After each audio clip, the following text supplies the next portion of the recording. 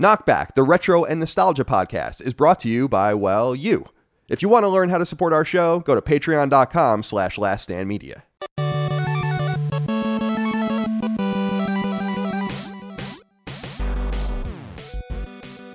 Greetings and salutations. Welcome back to KnockBack. My name is Colin Moriarty. I'm joined as always by my brother, Long Duck Dong.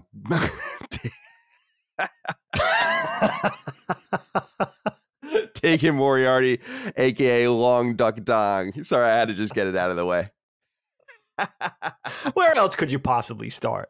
You gotta, dude. When I was reading, I was just googling around about 16 Candles, which is the topic of today, and he's the only character in the entire Wikipedia article has his own Wikipedia article. Like Long Duck Dong, fictional character, the Donger, has what I would consider a Wikipedia article 10 times longer than Lily Mo Games is. So, wow. A lot to say about this guy. That's impressive. Automobile. Oh my God. Dude, I got so many. I don't even know if I could say half these quotes. Where do we go? 2022. I mean, we're going to go into that territory and more. Of course. But Dagan Moriarty, Long Duck Dong. How are you, my friend? How's everything going in your life? Everything's good. Everything's good this week. I have a story for you. Immediately, I mean, this is the type of thing that happens within the 5 minutes of it happening. I'm like, this is what I'm talking about on the show this week. And it was only a couple of days ago, so it's still fresh. You got to hear this, Kyle. Could not wait to share this. Please. So we're recording this on a Wednesday. This past Monday was Valentine's Day, just a couple of days ago. And, whatever, festivities ensued and everything. But I started the day, I'm not working right now. I'm on hiatus, in case you guys don't know, from my Twitter account, bragging about, just playing video games. And I mean, KnockBack is my only job right now. So it's been wonderful. Good stuff. So Monday morning rolls around, get the kids on the bus. Helene's at work, obviously. Have one errand, Valentine's Day related errand to run. Helene and I bought Graydon a little Valentine's Day gift, a little Lego set that we wanted to get for him that was sold out everywhere. It was sold out on Lego.com. Graydon and I ran into it in the store a couple of weeks ago, and he was like, oh, that's a pretty badass set. Like, I like that. So I'm thinking, like, okay, this is what I'm going to get him for Valentine's Day. So we get it at Target, and our local Target has it. So Helene just buys it online, and then you just go into customer service and you pick it up, basically. So we had a window of time to pick it up. So I'm like, I'll go get it on Monday morning. I think we had until Sunday. We extended it. So Monday morning, I go into Target. I'm thinking, there's a Starbucks inside. I'm thinking, do I want to shop? Go look at the toys, go look at the video games, whatever. So I'm like, let me do my thing.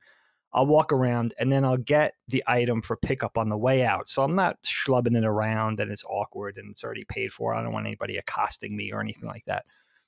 So I'm walking by the front registers, making my way into the store, and I get a brainstorm. I say, oh, shit, you know what? Let me go check and see if there's any Pokemon cards. Now, if you guys don't know the situation with Pokemon cards, this has been a pop culture thing for, obviously, a long time now, decades. But it ebbs and flows in popularity, it seems like. The last couple of years, it's been a hot item again, getting the actual tactile Pokemon cards, besides just Pokemon Go and that whole crazy shit, and the video games. Graydon's really into the Pokemon cards. He's been into them for years. Last couple of years, he's really hot on them again. And our local Target, I would say they're out of stock 90% of the time in the store, completely wiped out. They have a limit set, only 5 per customer, the whole thing. So it's rare. It's kind of an exciting thing when I go in and they actually have them in stock. So I walk over and I'm looking over and I'm like, oh shit, the lady's putting them out right now. Now, our collectibles are in like a weird... The Target has them in a really weird spot. There's like the line of registers and then the health and beauty aisles on the other side. And all the collectibles, the baseball cards, the Pokemon cards, the blind bag stuff, the Yu-Gi-Oh cards, all that kind of collectible nerd stuff is in a really narrow aisle. Narrower than I would say a checkout lane. Squeezed in between the checkout and the HBA. So I see the lady in there and she's stocking them. She's putting them up. New series, right? Whatever it's called. And she has her little table, her little wheeled table with the 2 shelves. We used to call them Hollywoods in the supermarket, but I'm not sure if they call them now. But she has her boxes of collectibles, her Pokemon cards, and her other things, and she's putting them up. So I walk down the narrow lane, and I go, I think I have my mask on. I think she has a mask on too. And I walk up and I don't know if I say good morning or if I said excuse me, but I was very cordial. Let's say I said good morning. I say good morning, excuse me. Do you mind if can you hand me one of those so I don't mess you up? I don't want to mess up your display or whatever. And before I could even get the words completely out, she goes, you need to come back in 20 minutes. Super nasty, right? So I'm like, what? So I don't even know at this point, like I was so nice and she was so nasty immediately that I was like, is she joking? That was my first instinct, was like, am I being punked? Like, what's the thing? And then I could see in her eyes, I don't know if it's pronounced by the mask or whatever, but she's got a little bit of crazy eyes, this one. She looked angry. She looked like she was a little off. Maybe about my age, maybe a little younger. I'm not sure. Certainly out of her 20s. Nobody in their 20s is that angry, right? So I go to her again. I said, oh, look, like trying to kill her with kindness now, right? Because I don't know what the situation is. I'm trying to feel it out. I said, oh, look, my little guy, it's Valentine's Day. I just want to get him one pack, just, to give him with his Valentine's Day present or whatever. Still don't get the full sentence out. She goes, I said you need to come back in 20 minutes. And now I know she's not kidding. And now my temperature just ratchets it up from 0 to 110. I'm like picture the cartoon thermometer. It's like, whoop. And I'm hot now. But I don't want to go crazy. It's a woman. Right. I don't want to be out of line or whatever. Right. So I'm like, all right. This is happening very quick, but I'm trying to assess how to deal with the situation in my head. So I immediately jump to reasoning, right? And I'm like, look, are you telling me I'm a customer now? Are you telling me that I can't get one of those packs? You won't hand me one of those packs? I said, I'm shopping now. I'm not shopping in 20 minutes. You know what I mean? I'm here now. The item is on the shelf. You're telling me that you're not going to hand it to me? She's like, sir, I told you to come back in 20 minutes. This is her only, like almost like a robot. She's reciting this over and over of course, and all automaton. But maintaining with that nasty attitude, like she's not softening at all. And I admittedly get thrown by people that you can't soften with kindness, especially when you're being ultra sweet and in a genuine way. Like I wasn't being a dick. Now I can understand if I was one of those collectors that put ourselves that this was what I was going to say was the big thing. Okay. Yeah. Well, in my opinion, sure. The hanging Chad here, as it were. Yeah. Can you imagine the people that she's dealt with? No, that's the thing. That's the thing. Yeah. That's the thing. I totally understand that. The adult collector thing we've talked about on the show before, especially with Pokemon cards and now with that stuff infiltrating the box stores, the NECAs, Lego, Transformers, Pokemon, all this kind of stuff, right? Collectible toys. There's a whole section of it in Walmart and Target now. This is a thing. And I understand these people could be obnoxious. I've seen it, the pop vinyls, right? I've seen it in real life. I've seen how obnoxious it could be, the greed, that sort of pushiness, I got to get mine type of thing. So I'm sure she's seen all that. But you would think when she deals with a customer who is the opposite of that, like somebody who's really being extra kind and understanding, like saying, look, like just hand me one because I don't want to mess you up. I know you're stocking the shelves over here. And, by the way, I've worked retail. I worked mostly, I managed skate shops, but I also worked in clothing retail, Urban Outfitters, Banana Republic, big companies. People could be obnoxious. I get it. I've had people insult the way I looked, like all kinds. I've seen the whole gamut of behavior. But one thing you're trained to not do is to really go back because it could be problematic. And basically you're going to end up losing your job.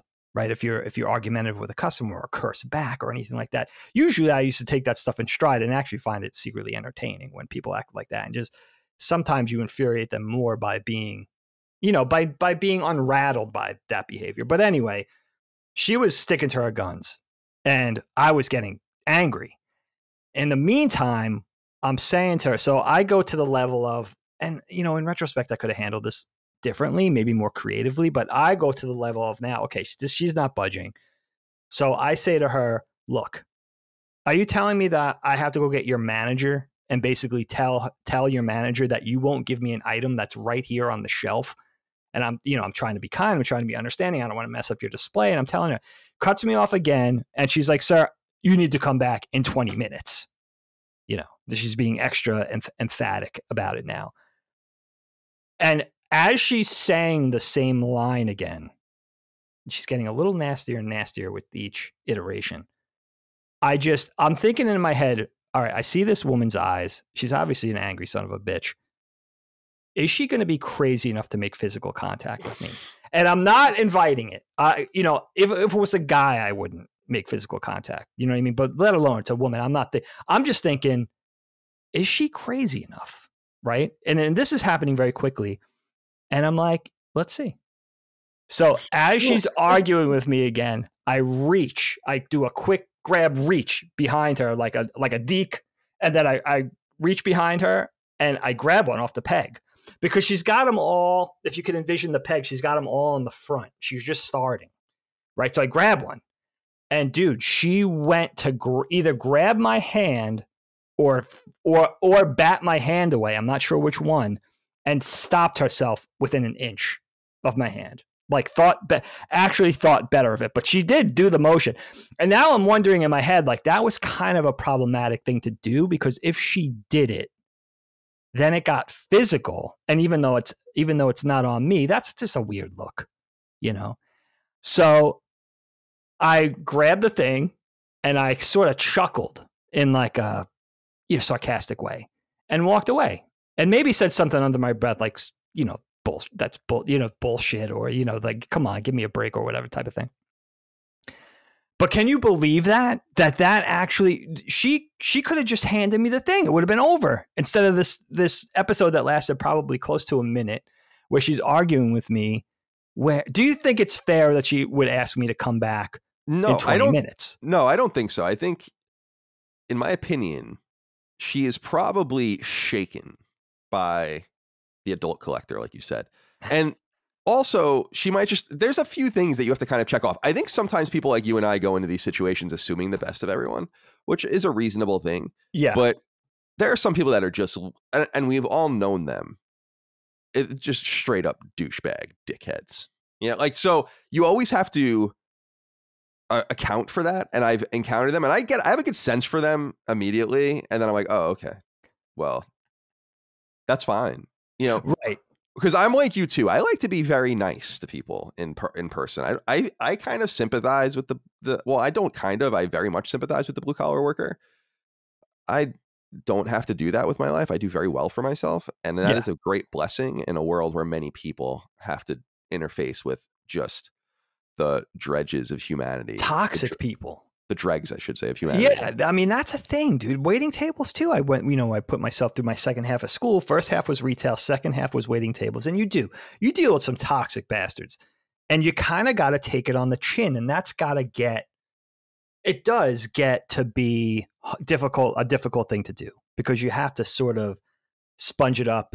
You know what I mean? You have to absorb it. You can't really act out in return or, avenge yourself or cast any kind of revenge on the customer. But that was the thing. When there was kind people, it was always a breath of fresh air and sort of a relief. It was like, all right, I'm dealing with this table. They're actually pleasant, or at least they're tolerable. Same thing with a customer that comes into the store. They're not operating in an entitled fashion or acting like jerks. Just some people are just, like you said, some people are just obnoxious. But that was the thing, is like, and I think you're right. I think we do go into those situations not expecting everyone to be super kind and cordial, but at least to be a human being. And when that's the thing that ratchets up my anger the most, I think, is that when somebody is just so inhumanly nasty, like nasty on a level that's not warranted. Like, I didn't just, it wasn't a hit and run. I didn't smack your mom. You know what I mean? It was like, that's what she was acting like. She was acting like it was a complete affront on her whole person. So it was just like, everyone I've told that story, like my mother-in-law was so angry. Helene was so angry. She's like, oh, that bitch, type of thing. Yeah. It's, I don't know. This is a great reason why I just don't go in the store. I think, in my opinion. I mean, it is a good tactic if you could swing it. Well, Dagan, what's going on with you, my friend? What's going on with you this week? No conflicts at retail, point of purchase. No, my conflicts are all with building people. No. Oh, that's still going on. Well, I mean, there's always something happening because I'm just not content with anything, so I just have to constantly, be like, like I'm getting, I told you already, I'm getting shelving built back there. I'm getting shelving yeah. built in like our bathroom, and I'm just doing a lot of stuff like that. But it's interesting because the audience might know that my big desire had always been to have we had one when we were kids, as you know, listening to this show, but have a pool.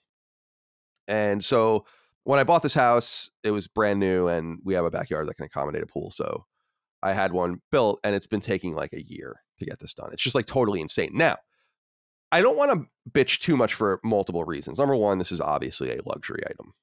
I understand that. Sure. I'm not bitching. I know. I get it. It's like something I'm pretty frugal. I'm not much of a money spender. This is a pretty big thing ostentatious thing for me to do. Like, it's big for anybody in my life, which is pretty minimal, I think. Sure, I don't think so I don't want to complain from that perspective, because I understand that. I also don't want to complain from a COVID perspective, because in dealing with builders and just a lot of different people over the last 2 years, because I bought my house was built and during COVID, it's just a nightmare out there. Like, no one can find labor. No one can keep labor. I understand that there's all these things that are upside down, but there's been something especially incompetent about the pool people.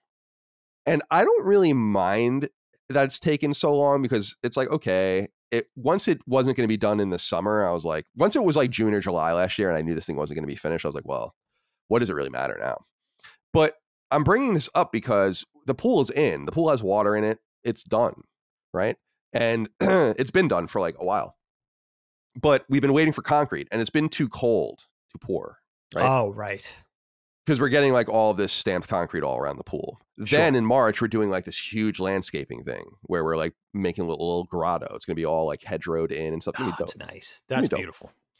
And so I'm excited about that. But these things must go in order. And I've been instilling in them. They're very nice to me. Like, well, not they. The one guy I deal with there has been pretty nice to me. Okay. One guy there, the owner, I think I told you, blocked me on iPhone, on iMessage. So I can't talk. So I can't talk. I don't know if you told me that. Yeah. So, but this thing's slowly coming together. It's, and it's being done well because it's passing all of its inspections and stuff. And I'm like, okay. So, because that's important. If this thing was just being built, I'd be like, I don't know. I wouldn't trust these guys at all. Like, because they're not really delivering. But the inspectors keep saying, yeah, this is fine. This is great. Next part. They come and inspect the walls. They come and inspect the electric. They go, and so on and so forth. So everything's fine from that perspective. But we've been waiting for it to get a little warmer, and it's pretty warm during the summer down here sometimes. And so I've been waiting for concrete. We had this date solidified in like January or something, or early February. And then it was raining or snowing that day, so they couldn't come. And then we had this other date punted, and the date is coming up on this Friday from when we're recording this. And I'm saying this only because when it was first made and they were like, all right, this is when we're going to come and pour. And I was looking at the window, or the Apple weather app, and it was like, it's going to rain that day, of course. Oh. But it's like so far out. It's like impossible. And Micah kept saying, like, they don't have any idea what's going to happen that day. No, so it's too far off. Yeah, it's a strange sort of situation. And as we get closer and closer and closer, it's clear that the date is actually going to be fine. And I'm only bringing this up because I'm like, is it really going to end? Like, is this really going to be basically over at this point? Because once the concrete's in, they just have to come around. Like, there's some tugging on the liner they have to fix and like make sure everything's kind of running, but it's basically done. You know? Yep. And like their part of it is done. And I was clear to them. I'm like, you guys need to be out of here by like X date, like seriously, because you guys are in flagrant breach of your contract. Like, don't fuck with me, And now, and like, so it seems like, and you can understand why I think maybe the owner, like, well, not understand, but you can see why maybe the owner was not, didn't want to talk to me anymore. And but I can understand your perspective. Put me onto his flackies or whatever. But anyway, I wanted to just say, that was my thing this week, is just to say, like, it might be done. And what you're going to find out next week is if it was done or not. Because it's a cliffhanger. It is. I don't know. Nobody never know with these people. They don't know. You never know with these people. And so the weather is perfect. Dude, it's supposed to be like 70 degrees on Friday. Perfect for pouring. I don't even think it's supposed to dip below 40, which would be great for curing the concrete as well. Prime. But even if it was 50 and 20, I'd be like, pour the fucking concrete. Pour it. I'll deal with it in 10 years. Pour the concrete. Get out of here. Like, this could be an end to all the red tape, the drama. it's been kind of a legacy at this point. The important thing to remember, I don't know if you guys out there listening know this, but, and Kyle, correct me if I'm wrong, but this is the company that told you, look, in no uncertain terms, they said this to you, right? In not so many words, like, look, we're going to put in X amount of pools this year. You're either going to be one of them or you're not. No, that was the pool company I didn't go with. And I should have gone with those guys. That was the bad pool company.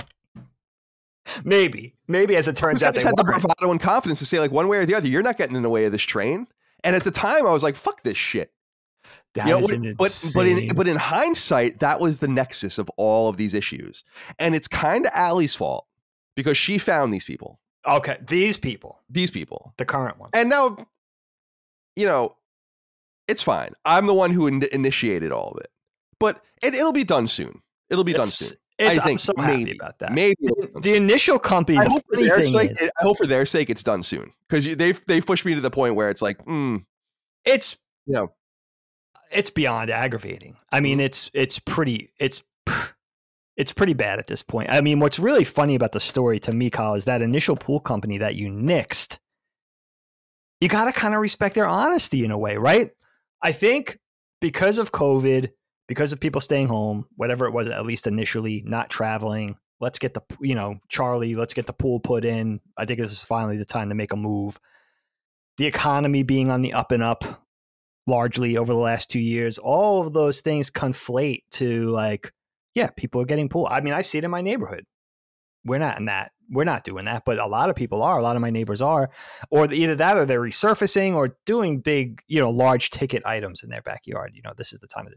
So in a way, that initial company, that story that you told always made me laugh because it's an obnoxious, entitled thing to say. But at the same time, they're just being honest. They're gonna put in X amount of pools in that season. You're gonna be one or you're not. You're on board. That pool would have been done. That pool would have been done. I should have just went with those guys. I don't know. But you didn't know. No, but I didn't know. But because when I was talking to them, I was still in closing. So I was going to buy the house is buying, but I was like, there's so much. I put a lot of money down on the house. There was I put 40% down on my house. That's a lot. Because I wanted to murder the mortgage. Like I wanted to just murder it in the crib. Yeah. The mortgage is like comical, which is so nice. The mortgage is a third of my rent in LA. Yeah. Yeah. So I wanted to put myself in that position. Sure, of course. But very smart. In talking about with people at that time, I'm like, man, I don't want to spend all this money right now. So I think that was part of it too, but it was it's just too bad, but nonetheless, it is what it is. I also think I look like a doofus to my neighbors. I think I was telling the pool company, I'm like, I'm pretty sure my neighbors think I ran out of money.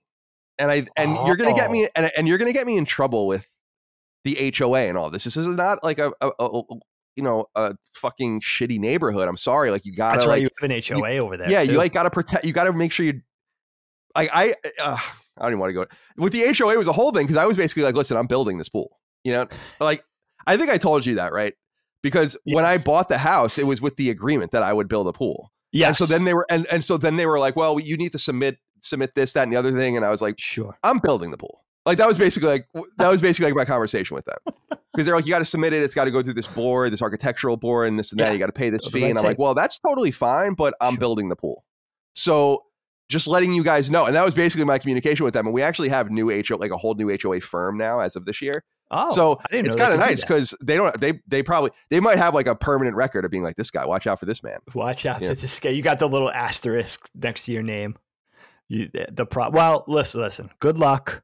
Stay tuned. You guys will find out next week what becomes of this situation. Yeah. So I'm on a razor's edge, dude. Because because they said February 18th at 10 a.m. And if they're not out there at 10 a.m. on February 18th, I don't know what I'm going to do. That's part of the story that I'm looking. I hope you don't listen, I don't wish that situation on you, but that is part of the cliffhanger. Well, because it's getting to the point where I'm like, I hate to say it because I hate to do this because I'm really not like this. I'm a businessman. I own 2 businesses, as everyone knows. I'm very patient and decent, and I try to do things the right way. I've never had any issues with anyone, right? Legally, let's knock on wood. It's getting to the point where I'm like, do I have to sue you? Like, is that what you are going to force me to do? Right. And because I went through the contract with them and I was like, you're in breach of like all these different things, right? And I want to just let you know that I know that you were in breach of all these things. And it's like, I don't want to do this, man. Like, I just want you to do what you said you were going to do, and I'll pay you the rest of the money. We'll be done. Right. You know? Of course. So it's pushing me to the edge where it's like, and on one hand, I'm like very loose about it because it's been a winter, and I'm like, it does not matter when this gets done. From October to now, I'm like, fuck it, who cares? But now we're getting into that territory again where it's like, all right, the thaw is going to come. It's the South. It's going to be hot here in 60 days, you know? And now I'm starting. So it's like, God, come on, man. You're dealing with a up and up decent person here in me. Right. You know? Yes. I can only imagine what people in my situation would say and do to you guys. And I want to say that to them sometimes. I'm like, you should meet my dad sometimes. I almost want to say to them, that pool would have been done, and then he would have made you dig it back up and then made you do it again. That's the thing. The kind people get screwed? The patient people, the people that try to abide and be understanding. Those people, they definitely do. Yeah, I think that is often the case for sure. And you know what though? At a certain point, you'll look back and laugh. You just got to keep telling yourself. If that's the razor's edge around, because if this just gets done on Friday, then it's over. It's basically over. And the rest is just stories. They just have to come clean the pool. Yeah, just do it. Yeah. So good luck. Anyway, yeah, thank you. Good luck, my friend. All right, we went along on the intro there. Digging. Today's topic is 16 Candles. Right. The 1984 teen drama from none other than John Hughes. We love John Hughes. R.I.P. John Hughes. Mm-hmm. Of course, one of the great film writers, and especially in the teen comedy drama genres from the early 80s right on to the late 90s. He was the man, and wrote such hits. Well, first of all, a bunch of National Lampoon stuff. Later went and did Breakfast Club and Weird Science and Pretty in Pink and Ferris Bueller, either as a writer and a director or both.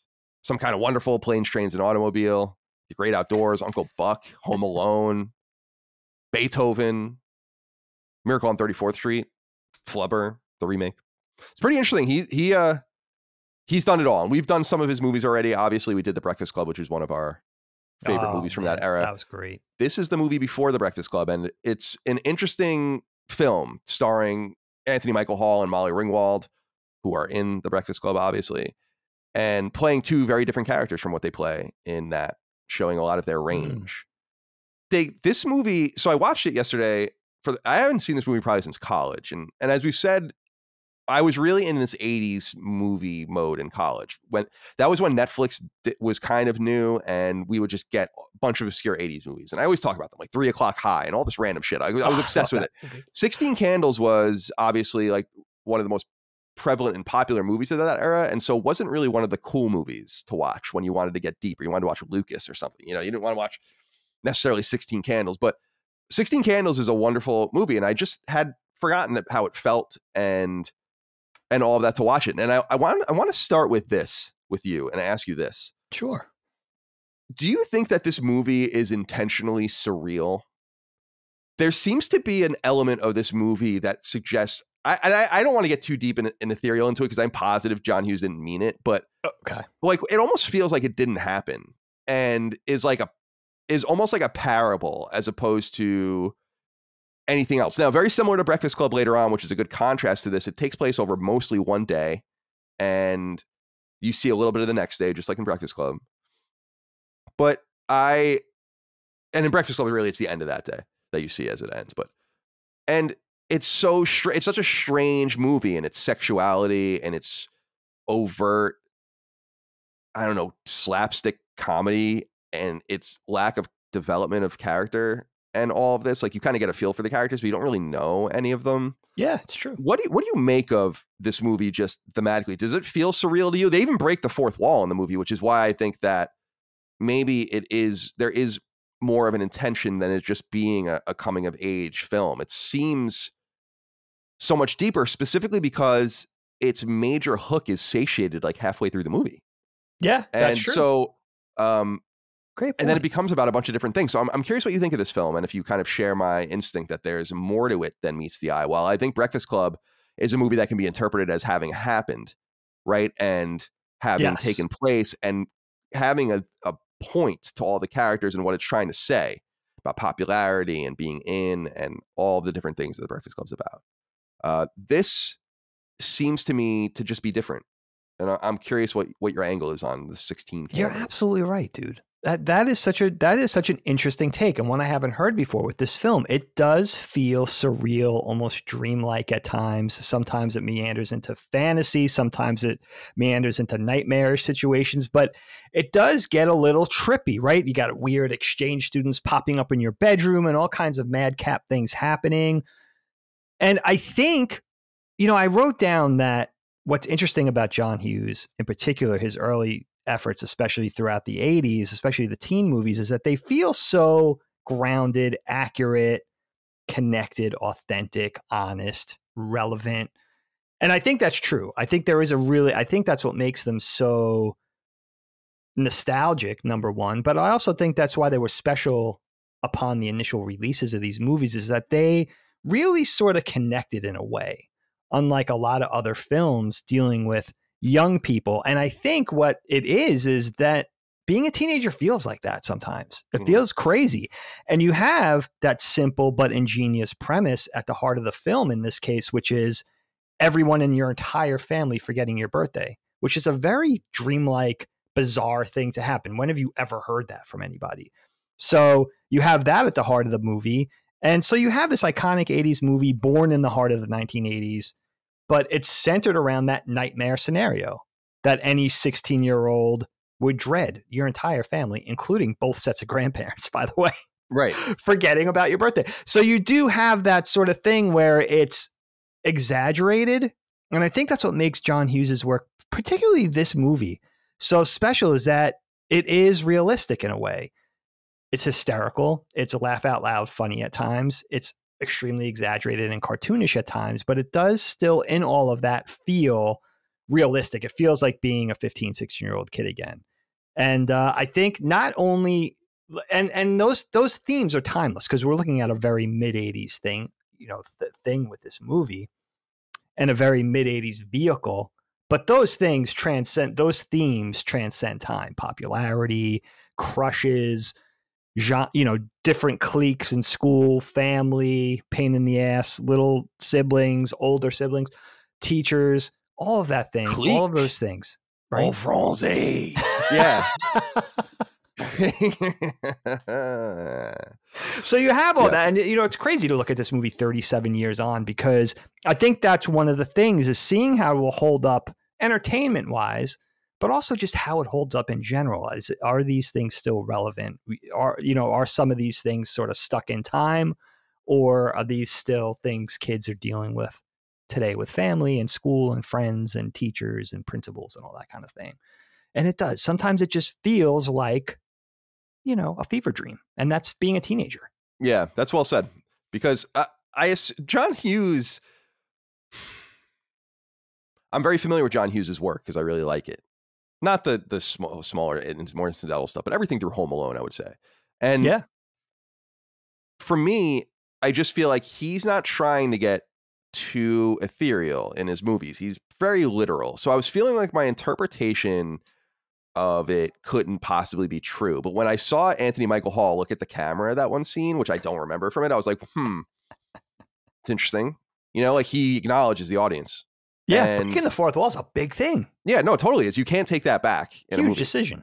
You can't take that back. That's a narrative decision. And John Hughes is smart enough to know what that means. So I think that there's something to it, but just wanted to throw that out there. But I do want to ask you about this from Dylan Paulson. And remember, if you support us on Patreon, patreon.com/lastdaymedia, you can submit your inquiries to our show like Dylan did. He said, I actually just saw this movie for the first time this past year.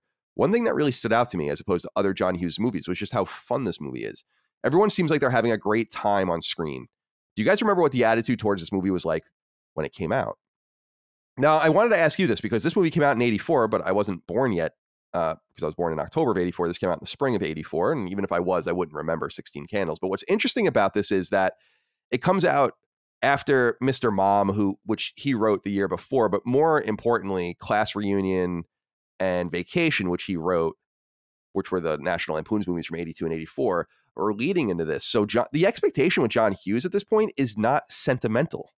That's 16 Candles begins the segueing into sentimental John Hughes. That's where you get The Breakfast Club, Pretty in Pink, right? And then to a lesser extent, you have like The Great Outdoors, the family-ish kind of shit. I don't really like that movie very much, but when you start getting into the forgot about that one. Yeah. My ex-girlfriend Cheryl loved that movie. And I remember being like, I don't know, this is one of his weakest movies. What do you like? I gotta revisit that one. We'll get to that, I'm sure, at some point. But then he does, and I did say he didn't get into the ethereal stuff. He did write and direct Weird Science, but that's not really what we're talking about here. So he becomes more sentimental at this point, and it becomes more about these teen angst and drama stories that he wants to tell.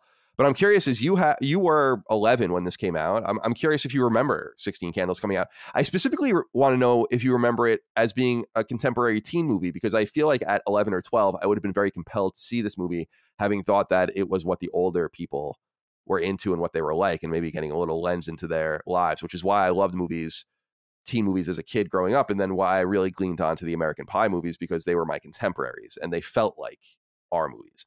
So, what do you think about that angle of it, as far as just the acting and the fun and all of that, but also the sentimentality that came to bear in 16 Candles? Yeah, I think that's what makes John Hughes's work. I mean, the seminal works that we think about John Hughes writing and directing in the 80s, writing and or directing in the 80s, right? We think of The Breakfast Club, we think of Pretty in Pink, we think of Ferris Bueller, we think of 16 Candles. That's what makes these teen movies so special, I think, is they're a nice blending of humor and sentimentality or drama, really. Everything that you're dealing with as a kid. I went on a pretty big deep dive with John Hughes for this topic. And I found him, the more I heard, he didn't do a lot of interviews. He did some radio interviews. Very interesting, though.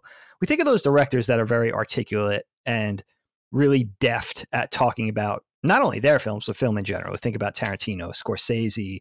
We think about Spielberg, right? But then there's those other directors that you don't necessarily expect that from. Wes Anderson, I would put in that camp, Michael Mann. And John Hughes, really amazing to listen to, just speak about their work, about their art, about their origins. And I think I was listening to a John Hughes interview, and he was talking about Ferris Bueller specifically in this case, but he was saying at the heart of that, what he was trying to say in that movie has messages about, estrangement and not being close with your parents and running afoul of teachers and principals and discipline and all these different types of things. But he said at the heart of it, what he was really doing with that was he wanted to, obviously we know about teen angst. We know about teen drama. We know about how volatile it could be to be a teenager, that teen energy. But what he was saying with Ferris Bueller specifically, and I'm sure his other things too, was that this is also the best time of your life. This is also a fun and vibrant time of your life, maybe the best time of your life. Trying to encapsulate that energy, that teen energy of like, these are it seems hard sometimes, crushes, right? Romance, unrequited love, parents, principals, teachers, grades, all that kind of stuff. But also at the heart of that, just a bitchin' time. So I think that's what makes, Kyle, I went down a sort of thinking about previous genres of teen films. Now, I love you talking about American Pie, something more contemporary. I would put Clueless in that same camp, but I went back, right? Think about like the Gidget, Surfer, teen beach movies of the 50s and 60s. And then later on, mid 60s up through the 70s with the Russ Meyer teen exploitation vehicles. Think of Faster Pussycat. What's another one? Beyond the Valley, The Dolls, right? You think about every teen movie genre, it was either a very stylistic, highly stylized formula, or really kind of watered down and diluted, where I think John Hughes gives you everything, right? He gives you a taste of authentic teen life, the good and the bad. The teachers who are apathetic and the teachers who are engaged, right? Romance, boyfriend and girlfriend, unrequited love. Carrying around your heavy books, lockers that are a mess, beat up sneakers, rich kids, poor kids. It's giving you the whole kit and caboodle. And that's what high school felt like to me growing up. You had all of those elements, the pleasant and the unpleasant. So I think that's what makes, he sets, it's kind of fantastic in a way, because he sets most of his things in northern Chicago, the Chicago suburbs, affluent. If you look at his movies, look at Pretty in Pink, look at 16 Candles, Look at things like Ferris Bueller. Home Look Alone. at things like Home Alone. Right. It's all the same neighborhood, maybe within the span of a decade or a decade and a half.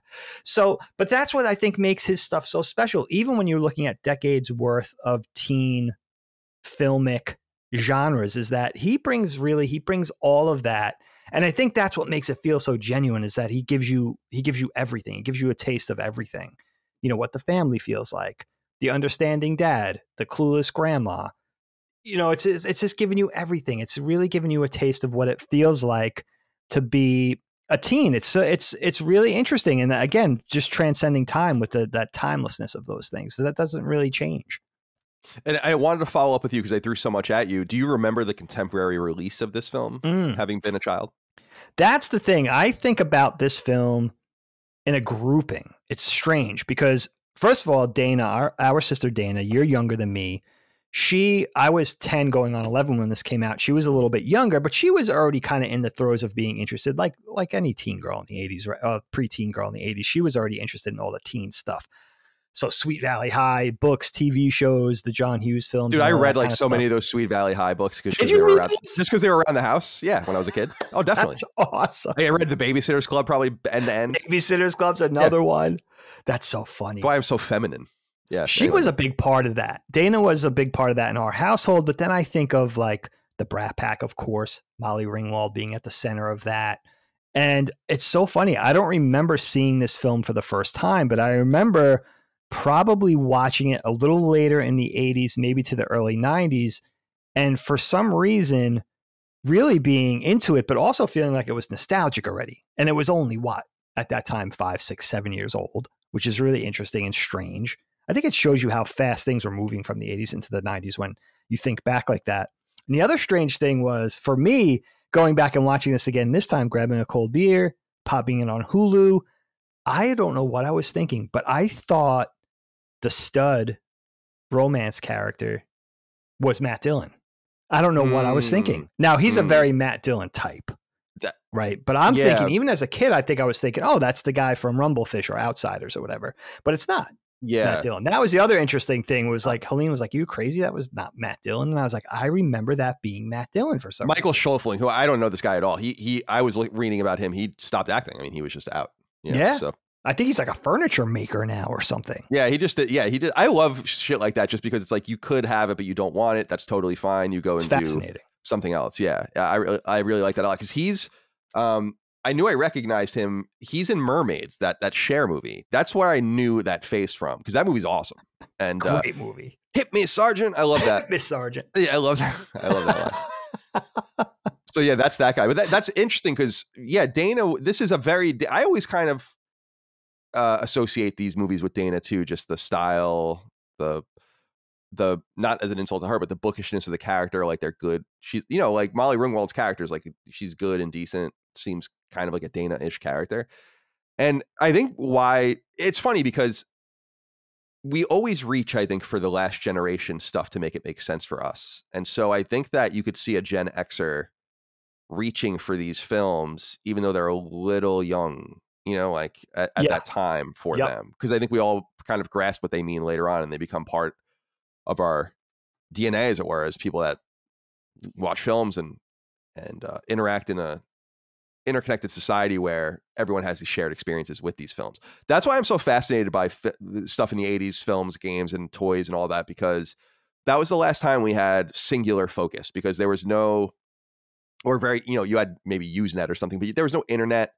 There was nothing like that. Like you got newsletters in the mail, you got magazines, you sent, your flag points to Hasbro or Kenner for your toys, and they came in 8 weeks. And, it's there's nothing like that anymore. So everything feels small, and it's in a good way, in the best possible way. And I wanted to ask you about Molly Ringwald specifically, who of course is awesome in this. Dennis Johnson wrote in and said, Molly Ringwald is the best actress to emote dramatic teenage heartbreak and romance of all time. And then he says, no cap. As I understand that means that he's not lying, but I'm too old for that kind of chatter, that kind of talk. Dennis, thank you for writing in. Molly Ringwald, awesome. I agree. Molly Ringwald is exceptional. And I know she's had a very complex relationship with her movies over her career. I know she's had to kind of answer for them in some way, which I think is weird. And Yeah. and we've talked about that in the past, where it's like it feels like it feels like she's being, John Hughes is dead, and so it feels like a lot of people are just like, she's the next best thing to kind of defend what was going on in these films from all sorts of different perspectives, some of which are real and some of which are obviously not. But what do you think about her performance in this? I mean, she is famous for another group of young kids, your kids' age, because she was in, or I think still in, stuff like Riverdale, and she was in The Secret Life of an American Teenager for years and stuff. But we know her as this character in like 6 movies, and I'm just curious what you make of her and her performance in this particular film, which it's very sad when, Sam Baker, they forget her birthday and stuff. But the surrealism begins for me immediately too, because wouldn't they have realized when the wedding date was set, they're like, oh, that's the day before Sam's birth. That's the day after Sam's birthday. Wouldn't that have immediately been like the thing that everyone knew? Point. But Great anyway, what do you think of Molly Ringwald as Samantha Baker in this? She's awesome, dude. I mean, you feel like the John Hughes movies, especially the big 4, they feel like that's the quality that they have. Those movies feel like they've always been there. That's why I think I can't think back to seeing them the first time. It's just like, oh, that's always been a thing since I've been alive. I'm almost 50 years old, And I think it's interesting to me because I think Molly Ringwald has a very similar quality, very unique. And like, even thinking back to the late 80s, and Molly Ringwald's face was everywhere, right? TV, movies, commercials, MTV, magazine covers. You didn't go to a supermarket at the checkout line, those point of purchase impulse buy areas with the candy and the gum and the magazine. Her face was on every magazine. I mean, she was huge, but you never got tired of seeing her. She had an appeal that never made her feel oversaturated. And I think when you look at her in this film and one of her fledgling outings and one of her biggest still over time, she's got this girl next door quality to her, but not in a homely way. She's still got a sort of exoticness, right? She's got the dark eyes, the red hair. She's obviously very attractive, but she's got great charisma for a young actress, but also very believable as the average girl and relatable as sort of your hero that feels like a go-between character. Like, she's not in the popular clique.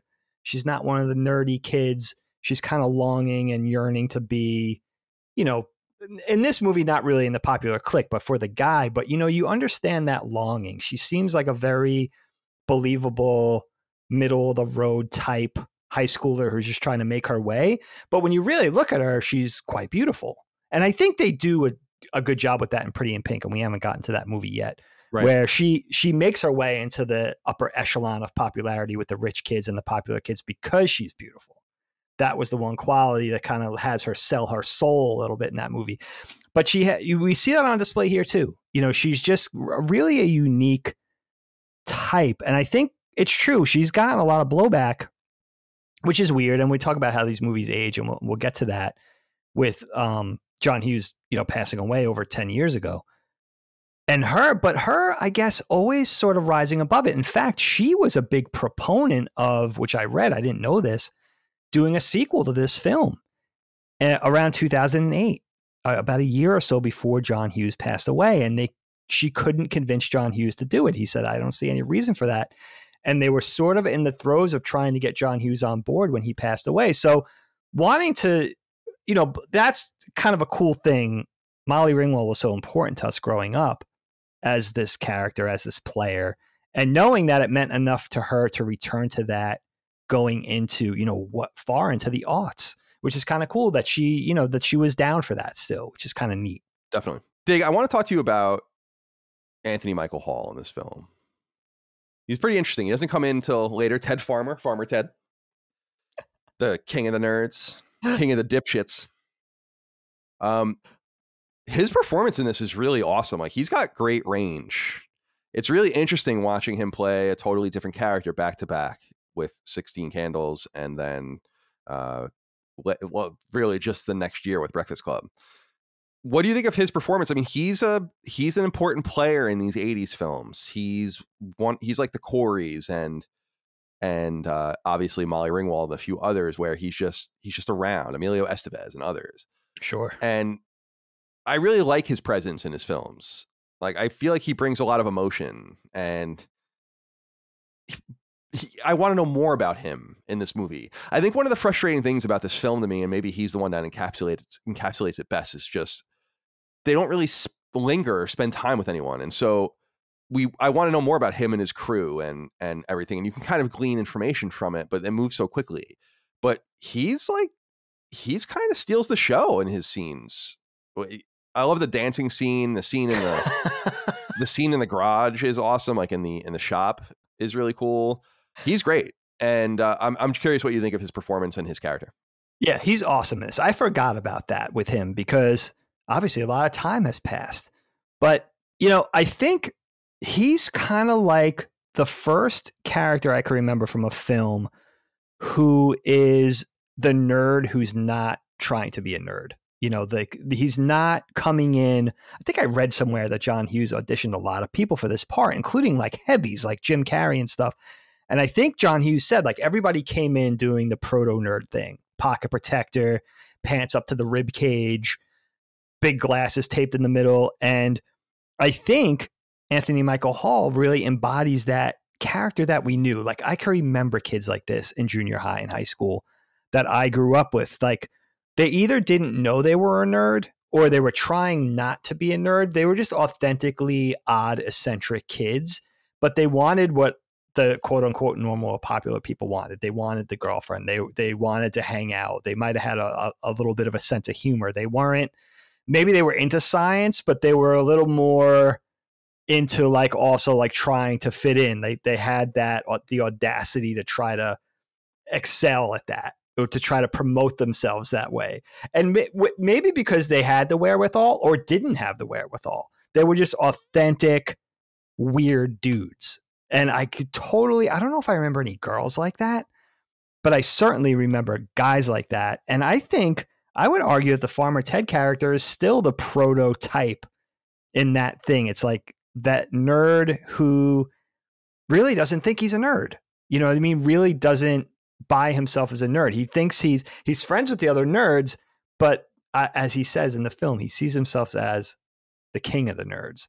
And that's such an authentic type. The only character or player that I could see also pulling that off is maybe Sean Astin of around the same time, Mikey and Goonies. He has that same sort of quality as an Anthony Michael Hall, but I love it. And that's what makes it such a great character. He has that energy. He seems like he has that energy in real life. It's a genuine thing. And he's a little obnoxious, but still likable. And that's a hard thing to pull off. But he is an appealing character. He's hysterical. I love him.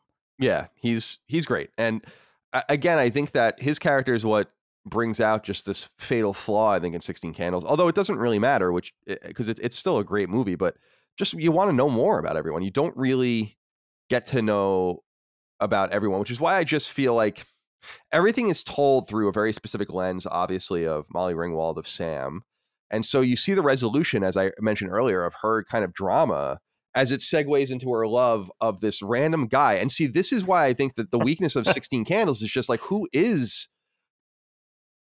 is going on here? I wish that it's a little short, actually, the movie, about 90 minutes. I feel like they could have spent another 15 minutes just with a few scenes establishing Molly's relationship or Sam's relationship with her friend, establishing that she's into this random dude who we don't know anything about, right? Establishing who he is and what his personality is. He seems like he's actually pretty normal and nice. And I like that I always liked that character archetype of the popular guy who's actually normal and nice and is surrounded by morons. So it brings out some of this maybe weakness in the storytelling. I don't know why it's so quick, why the runtime had to be so quick, because it doesn't feel grounded. Like, okay, so she's into this guy enough that it dominates her life. The friend knows this. He doesn't know this. It's like, let's explore this a little bit. This triangulation. Yeah, give us a little more. What do you make of that particular character from this actor who we never see again, basically, MichaelSchlafling? I think that's how you say it. Again, I know him from Mermaids, but this is one of his only films. He does a pretty good job here, but it's interesting. He plays the very typical 80s rich dude who doesn't care that he's rich. Like, I do love his demeanor during the party in which like he just doesn't care what's happening around his house. It's pretty interesting. It shows like a person who is like, imagine like they are ruining these pearls and he's letting the dude take the Rolls Royce and they're just trashing this house. And he doesn't seem to care. And he just goes into his room and shuts the door and his girlfriend's hair is stuck in the door. It's pretty funny, but he's a pretty stoic and interesting character, but you kind of wonder, like, what is this? This relationship doesn't feel real because I don't really know you and I don't know why she's into you. And what is this? Because there is that iconic shot, probably the most iconic shot in the whole movie at the end when they're sitting, you know, Indian style facing the cake at the end. I mean, that's an iconic shot. Oh, it's so cool. But I don't know. He's an interesting, you can kind of see why maybe this guy didn't pursue his acting too much, but I don't know if that's through the writing or whatever, because I would have liked to have known him better. What do you think of this character and MichaelSchlafling as Jake Ryan? Yeah, again, remembering him as Matt Dillon, right? And you could see why. He's a Matt Dillon type, just as handsome, maybe 3/4 of the acting chops of a Matt Dillon, who was considered one of the best actors of that generation. And you could see maybe they got, coupon Matt Dillon or something, but he does a good enough job. Definitely that cool, handsome James Dean type of guy for the 80s. And I like how you spoke to the aloof nature of the handsome slash rich kid, doesn't care what's happening to his house, has the Rolls Royce in the garage, drives a Porsche himself. And, I could definitely, we grew up with kids like that too, where it was like they were at the center of the high school universe and everybody revolved around them. And I love what these films hint at too, because I think we grew up with kids like this too. It's like the parents aren't around because the parents are off to Bermuda every month and jet setting and all that kind of stuff. Hence the rich kids. There's something really interesting about this character that I took away from this last viewing, Kyle, and I wanted to know what you thought about this. He doesn't really notice. Now, Sam is obviously not a popular kid. She kind of pines for that a little bit, but she is a pretty girl, attractive girl. And it speaks to the aloof nature of the rich, popular kids that he wouldn't notice her until he sees her drop the sex quiz, right? She fills out the sex quiz anonymously, but still embarrassingly, and then tries to hand it back to her friend, falls on the floor. He gets it, sees that it's from her, and she's writing all about him, writes his name in it. And then after seeing that sex quiz, then he becomes interested, which is a little sinister maybe, right? Like he even alludes to being able to take advantage of his drunk girlfriend later on. Oh yeah. It's to the Farmer Ted character, weird, right? He says, yeah. I could take advantage of her 9 ways to Sunday, like right now, but I'm not going to do that, like type of thing. So there's something authentic about him not even noticing, as she says to her friend early on, that Sam exists until he finds that sex quiz. Now she's on his radar, which I'm not sure if that was accidental or if he's supposed to be that unsavory, but that's sort of the catalyst for this romance, which is really interesting, realistic, maybe not the most romantic, at least initially. So that's another interesting thing with this character where, he's at the center of this thing and he does turn out to be a nicer guy. Again, like you said, the type of, you would expect a certain type of behavior from the rich, popular kid in the movie, Johnny from Karate Kid, or even the guys that Jake's hanging out with in the gym doing the chin-ups. He's hanging around with these gorillas that, think they're so sophisticated and they're partying and all this kind of stuff. But he's got a little more of that poet's soul. He's a little more of a nice guy than maybe his entourage. And he was 23 in this movie, which I think is so funny that is that crazy? I love the casting in the 80s. It's hard. Again, I feel like I'm always railing on this because I think it's so funny, especially just the women. Like his girlfriend, when she's like getting her hair cut and you really got like a good look at her. And then she is kind of a prevalent role, member of the film later on. It's like, what the fuck is this? Like I think I'm not trying to be mean. It's just, because I'm not. I know it was like hot for women to look older and stuff back then. That's like what everyone was like looking. But it's like you look like you're pads and 35 years old, maybe. And it's like I don't believe you in this role at all. It's just unbelievable. It's just like I remember high school girls didn't look like this, but I think that maybe it was a little more true to form because I didn't go to school in 1984, of course. But the 90210 effect, I call it. Right, exactly. Where obviously too old to be in high school, but there's just a movie. There's like a filmic quality to that John Hughes probably started, right? Because back in Ginny and the beach movies of the 50s and 60s, they looked like kids hanging out with their surfboards on the beach. They looked like they could be in high school. Right. It became a thing. And I love that point about the 80s where it's like the makeup, the high cheekbones, the shoulder pads, the teased hair. It was all about looking older. So thank God that was short-lived. Yeah, definitely. And she even says that, like, there's a really interesting line where it's a really fun line where she talks about how she fantasizes about being like his wife and they own that house and they're the most popular adult. It's just like, it's very linear and believable in my opinion. We've gotten long enough though, without talking about Long Duck Dong. Oh my goodness. Now I'm curious, what you make of this particular character.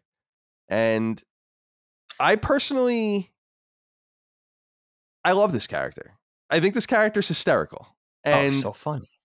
Now, is it, there's a question about, well, let's go to Kelly here. Let's let Kelly say it. I'll let her say it. So, howdy, gentlemen. Come on, Kelly. I have always personally thought that 16 Candles was the best John Hughes movie because of the family dynamics within it. In recent years, I now hear about this movie is considered offensive and should not be well liked as it is. Some consider the character of Long Duck Dong to be racist. Other consider the geek in Caroline's encounter to be sexual assault. What are your thoughts on these controversies about the movie now? I know how much Colin likes revisionist history. Do you think the movie suffers from that? Have a great day and thanks. So I want to talk about the sex stuff in a minute. Okay. Because I think the movie is perverse and I find that a little strange. But I want to begin with Long Duck Dong. Is the character racist? Yes. I would say that the answer is yes. Yes, absolutely. Indeed, I would argue that there's no purpose for him to even be in this movie. There's no actual storyline with him and all of that. However, I don't know if the intention was to be racist in the way that it's being taken. I think that the actor himself, what is his name? I can't say Watanabe. Gede Watanabe. Yeah. Who was in? I was reading about him. I remember now. Like he had a huge run in ER and stuff. So he's done a lot of other things. But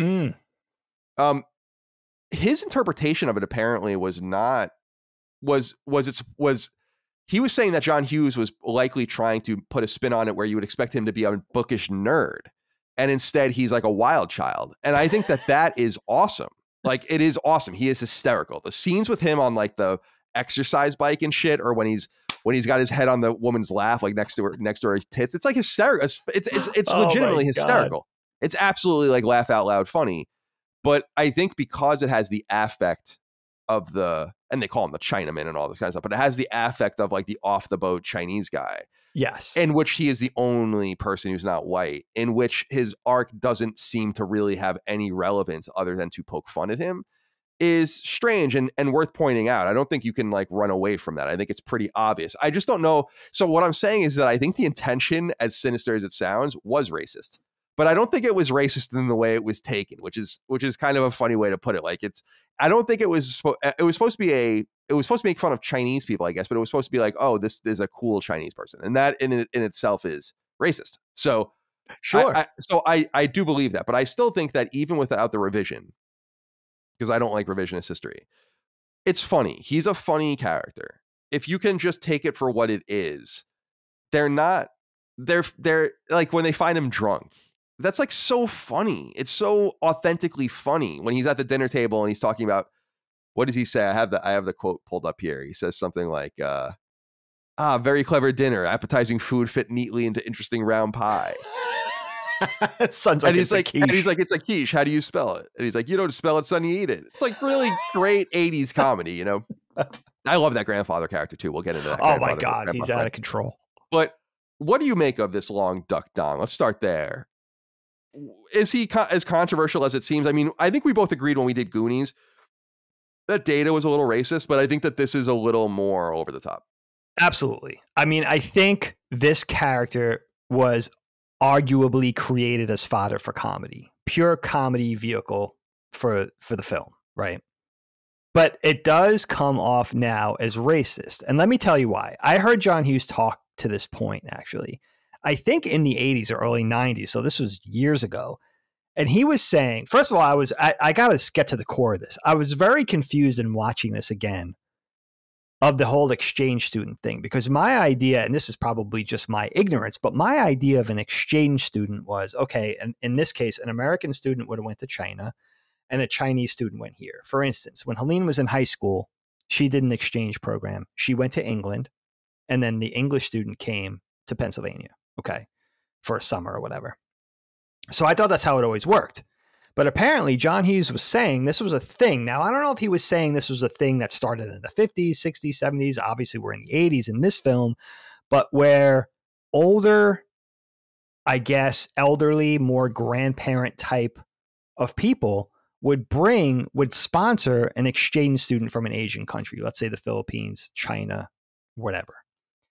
And the appeal of that to these empty nesters was, well, you know, the irreverent nature of the American teen, and they're disrespectful and rock and roll and they don't know how to act anymore.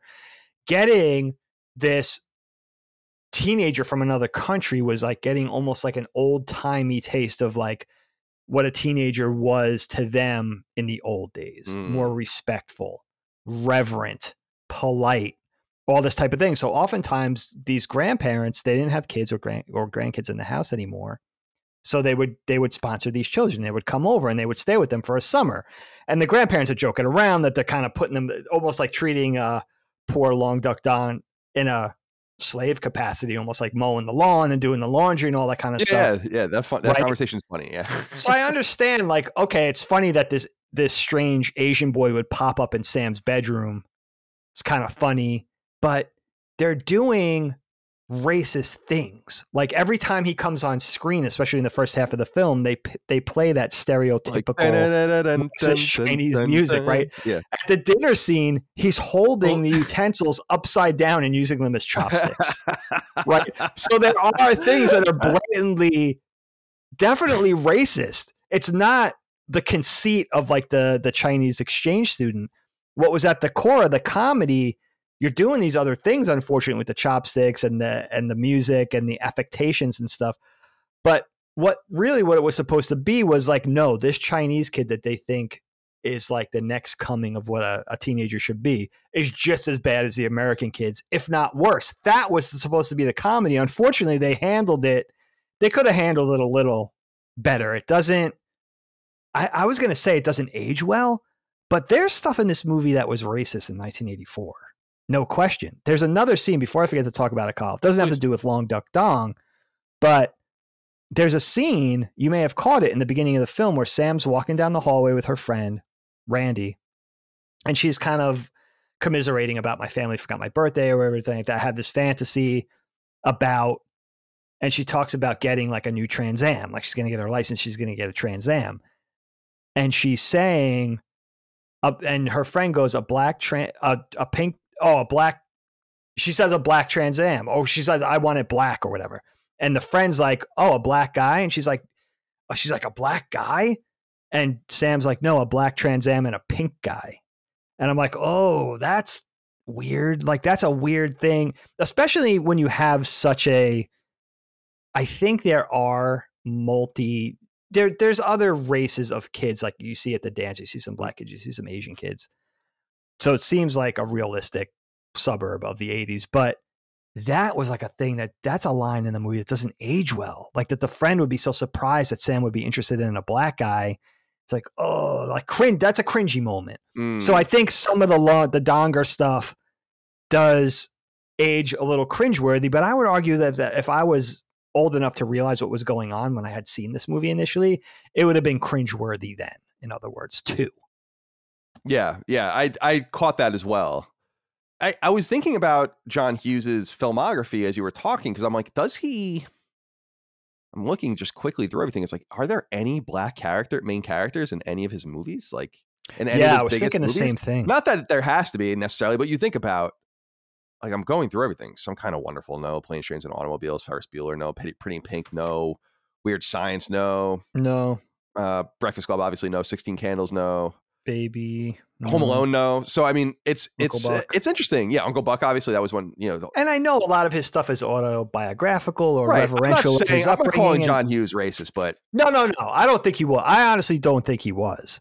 I just think, you know what I mean? In entertainment, I guess things were acceptable, or they were borderline acceptable back then to the masses. But that's definitely something that would have struck a chord with me, even as a teenager. Had I seen this initially as a teenager, been like, that's weird. That's a weird take. And also foreign to us growing up where we did on Long Island, where it was, as we've talked about many times, very mixed with religions and races and socioeconomically and all that kind of stuff. Like we were all together.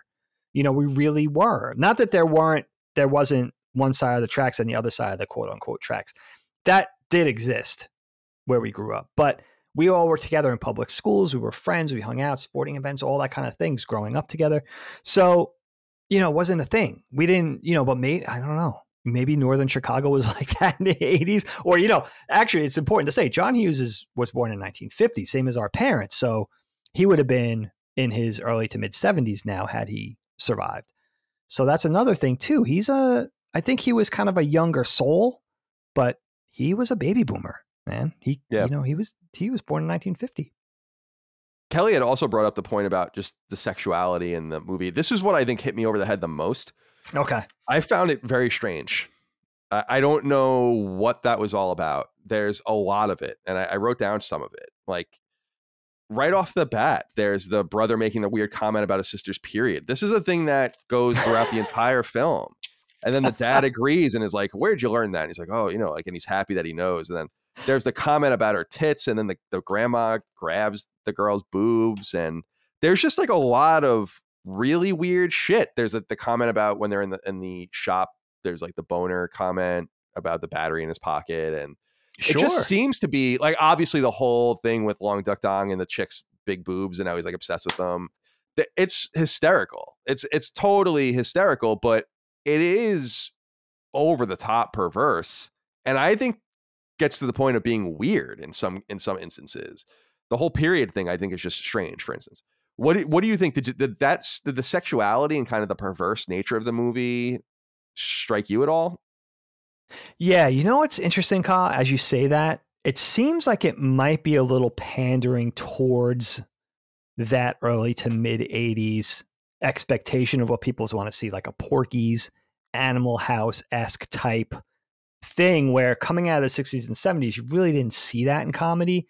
Then it was about graphic nudity and having those shocking moments, that whole flavor of comedy that was of the Animal Houses and Porky's, and maybe putting that in there a little artificially, where it's like, I think of like the Caroline shower scene where it just like cuts to her boobs, like her bare boobs. And it's like, that wasn't even necessary. Like you could see Sam and her friend talking about, oh, look how sophisticated she is and that body. How can we compete with that? Like that type of thing without having to see that. Like it seemed like it was a bridge too far. Like not even in I'm not saying that in a prudish way, but did it really need to go there? And then also talking about with the Jay character, that conversation that he's having with Farmer Ted in the kitchen, where he's like, I have, Caroline passed out upstairs.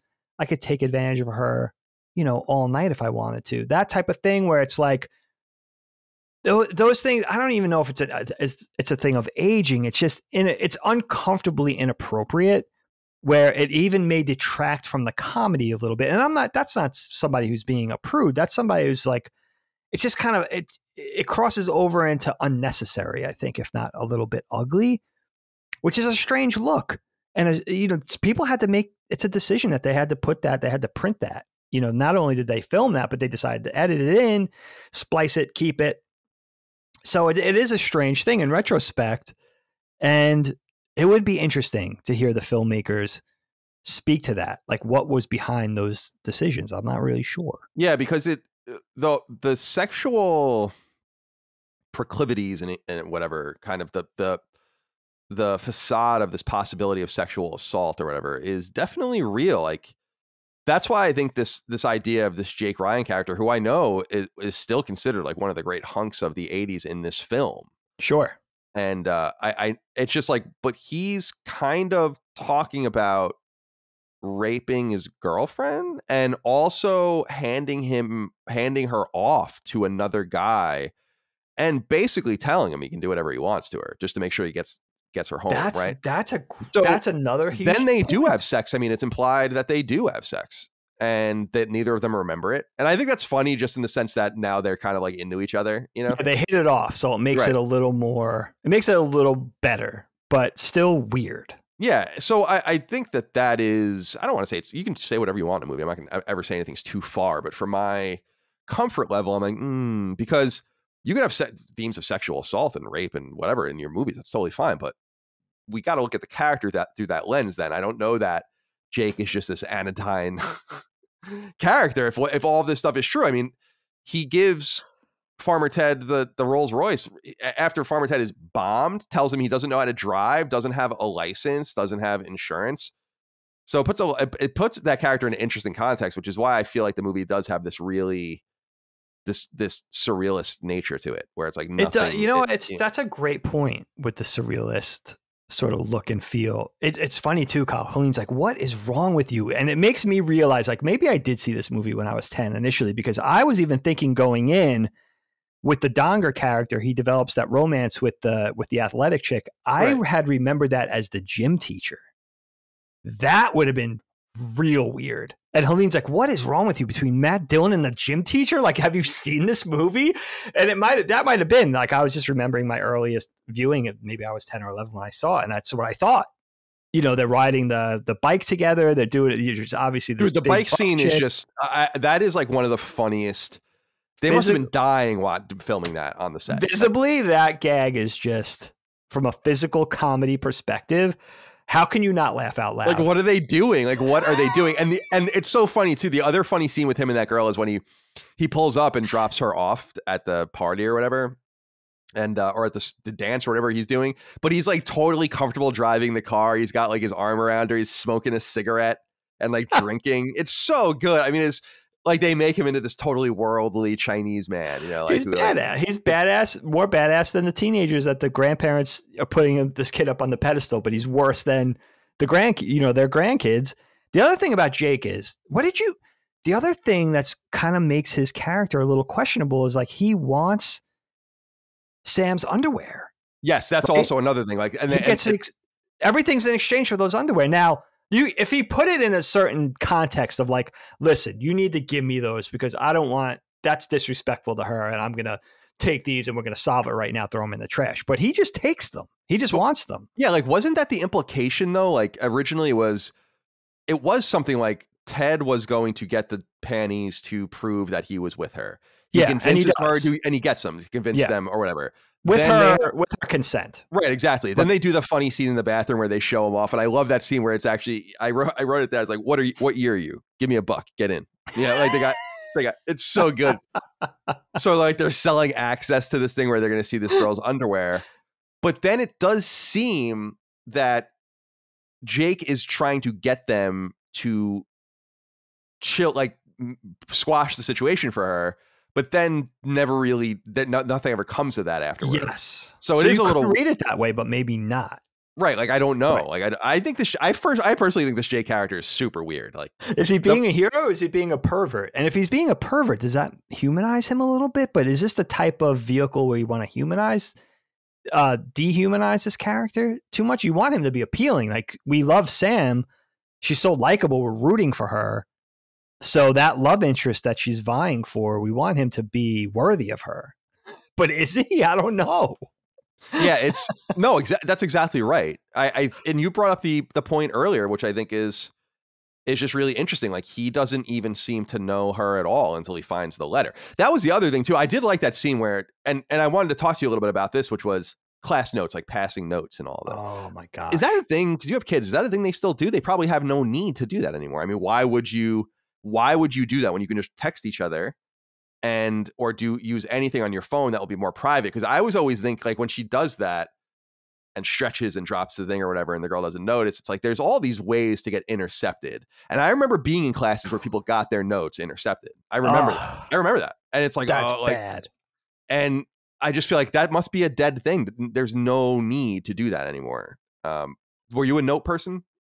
Yeah, I remember that, dude. And yeah, that was the ultimate defeat. Like getting your private note taken away. God forbid it had any information in it about crushes, which, I mean, that was kind of the point, right? And the boys didn't tend to get involved too much in that, but we did get notes from girls. So like if we had a little girlfriend in junior high school, whatever, they would give us notes. The girls definitely passing things back and forth. I have to ask Lilia if that's a thing anymore. She's in 9th grade now, but the thing is, they have their smartphones in school. They're not allowed to use them. But when they're in the cafeteria, like I'll even get a text from Lilia. So I'm sure she's texting her friends. Of course. And she has friends in other schools and other places too. So that aren't in the building with her. So and her friends from dance. So yeah, that's a thing that I'm sure the smartphone has replaced. The, remember that MASH thing that they do with the, it's like the paper. Rubik's Cube you do this. Thing. Yeah. I remember that. Yeah. Right. Yeah, when I was in middle school, I used to pass a lot of notes. I think I picked that up from Allie. Because Allie used to like keep her notes in like these shoe boxes, I remember, and put them in her room or whatever. And I remember being like, oh, that's cool. Oh, she kept them all? Yeah, I don't know if she has them anymore, but I remember she would. That would be amazing to have those. Oh my God. Just a whole legacy of weird shit. But there was, when I was in high school, it was the brief moment when Nextel was big. And remember that like the chirping thing. And I remember you could, if my friend Corey had it, and it didn't last more than a day, but like where you could chirp him and to just say something. So like it would chirp in class and then you just say it. So it would just go, not only chirp, but then be like, How long did it give you? It would be like, well, because I think you could hold it forever. Because remember, it was originally for like, they originally played it up for like construction workers and shit like that. And his dad was a contractor. I think that's why he had it. But yeah, so you could just hold it down as long as you had another one of those phones. Sprint later bought them, and that wasn't a thing. But people should look into it. Operated like a walkie-talkie, right? People should look into that. That was like a thing for a minute. The Nextel phone. It was a total. I don't know if you remember that at all, but I remember that. I remember that. I could even go back early to the Sky Pager, or just pagers. And I was, I graduated in '92. That was a thing, probably in '90 or '91, where they called an assembly and were like, "There's no pagers." Like that was the earliest iteration of having some sort of modern form of communication outside of paper and pencil, So yeah, that, and then of course Nextel, and then cell phones, and then smartphones, and now it's, paper is all but obsolete. Indeed. Dave, let's talk about the grandparent characters. There's 4 of them. I'm just curious if you have anything to say about these characters. I love these different groupings of grandparents. It reminds me a little bit of Seinfeld, just in the sense that there are 2 distinct groups of grandparents. You have the Costanzas and the Seinfelds, and how they're kind of different. One is a little more normal but neurotic. One is just totally out of control.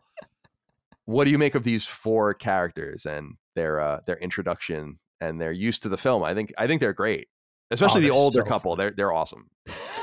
They're amazing. They feel so genuine. I love, it's really kind of clever to set this whole thing during the older sister's wedding weekend, because then you get to have the grandparents and the people staying over, and it compounds the whole situation, adding insult to injury to forgetting Sam's birthday, because everybody, as you said, even though it's the day before the wedding, you think people would remember that very pronounced date, but everybody forgets her birthday, including the grandparents. So it's pretty exaggerated, which is hilarious.